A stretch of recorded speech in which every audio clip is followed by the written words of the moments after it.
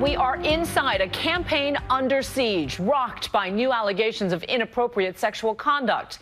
But at one spirited Donald Trump rally, you'd never know it. The Republican nominee for president not only unfazed, but lashing out at his accusers. Here's ABC's Terry Moran for our series, Inside the Final 30. We're on 95 North, heading up to West Palm Beach here for a Trump rally.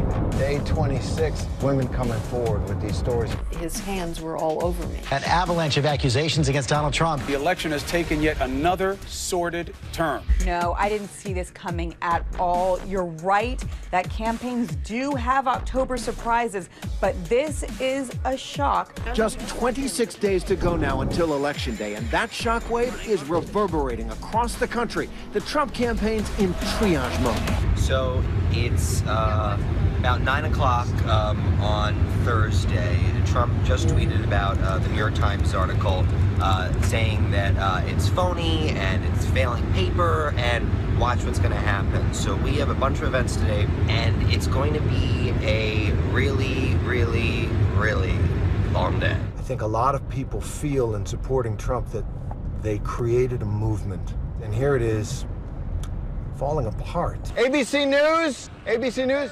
Make a U-turn, is there? Off 441, all right. So much for the power of the media. People want to be here. There's a thrill in the air.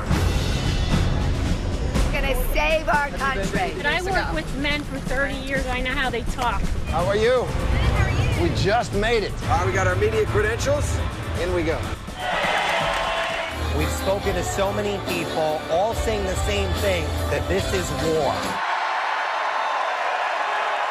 These claims are all fabricated. They're pure fiction and they're outright lies.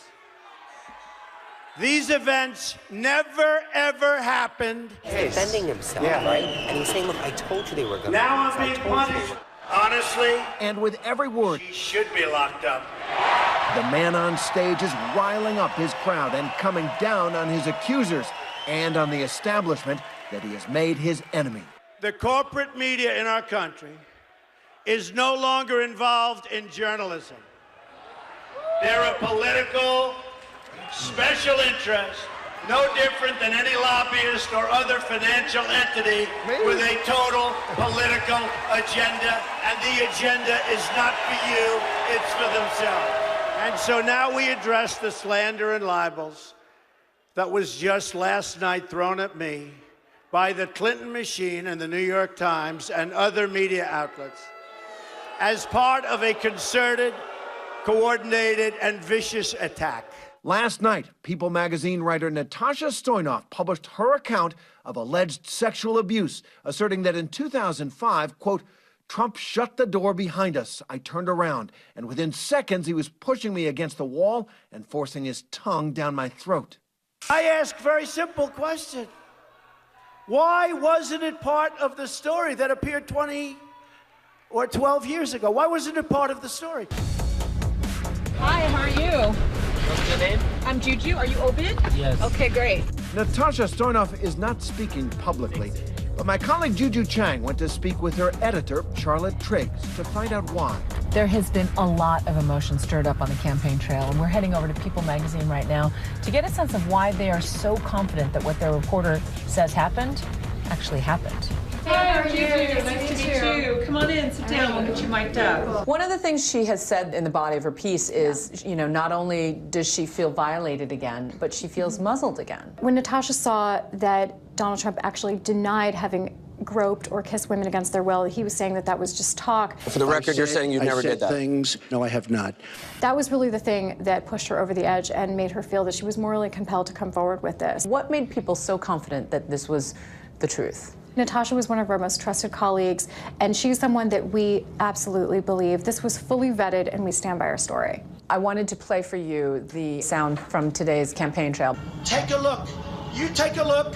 Look at her words. You tell me what you think. I don't think so. I don't think. It's not about his opinion of anyone's physical appearance. That is absolutely secondary to this. He's not saying anything that directly contradicts her story. I mean, he does deny it, but he's not offering anything that would contradict it, and we stand by her. The storyline keeps developing as the evening progresses. Just now, Melania Trump tweeted out a letter her lawyers sent to People magazine demanding that they remove certain parts of the article. Meanwhile, in Camp Clinton, we cannot let this pessimism, this dark and divisive and dangerous vision of America take hold in anybody's heart. We have to keep lifting up this campaign. So remember, when they go low, we go high. She's actually not on the campaign trail today. She's fundraising, which is surprising when you think less than 30 days out. But she's letting those big name surrogates, Michelle Obama, President Obama later today, Joe Biden, they're the ones that are on the campaign trail for her. And I can't believe that I'm saying that a candidate for president of the United States has bragged about sexually assaulting women. And I have to tell you that I can't stop thinking about this. It has shaken me to my core in a way that I couldn't have predicted. This is not something that we can ignore. Okay, well, how many days is it going to be until folks are coming out and saying, no, that's exactly the way he treated me. Right. And now we're seeing that happen. Oftentimes, victims of sexual assault don't come forward until there is some sort of trigger. It could happen when someone denies having sexually assaulted anyone, and that trigger causes the victim to say, no, you are lying, you did this to me. We already have substantial evidence to dispute these lies, and it will be made public in an appropriate way and at an appropriate time very soon. We both just walked through the crowd. We asked them about women coming forward, saying that Trump had allegedly abused them. None of them blinked at all. I mean, it was really amazing. And no one believed it. No one believed the allegations. Not one woman. Everyone said this was a concerted effort from the Clintons. the rally is now over, but the rage is not. Nazi son! Really?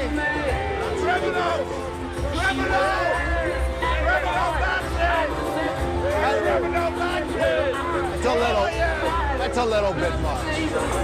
Nazi media. I think he drew the swastika incorrectly, but we get the message. This is a special energy here. It's like nothing I've seen in American politics in a while.